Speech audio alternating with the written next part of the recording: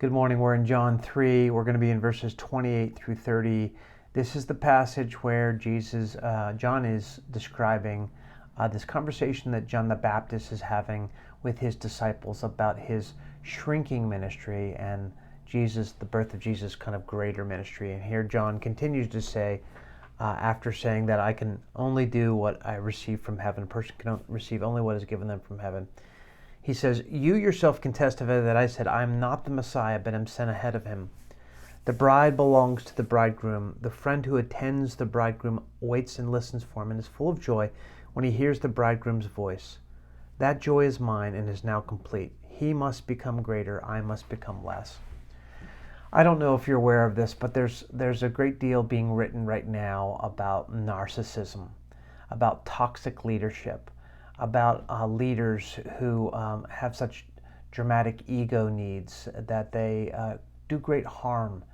I'm aware of it as a leader. I think about it all the time. I've gotten some training around some of these issues, right? I think about it.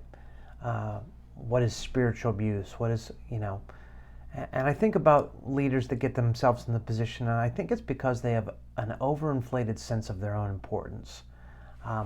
Their white-knuckling power, and they tend to believe their own press clippings. Thankfully, I don't get any press clippings, but the idea here is, what does it really mean to see ourselves as serving God, serving Jesus, serving His ministry, and not letting our ego needs actually replace God's desires in any one situation? And I love here in John this just sense of self-awareness of saying, listen, I know who I am.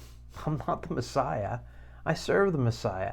So I've always known that my ministry must recede and His must proceed.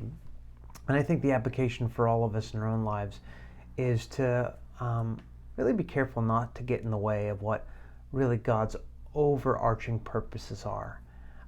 And to really try to recognize our own ego needs and not let them get in the way or interfere with what God's doing. It's a sense of what does God want in this one circumstance or situation, not what I want and need.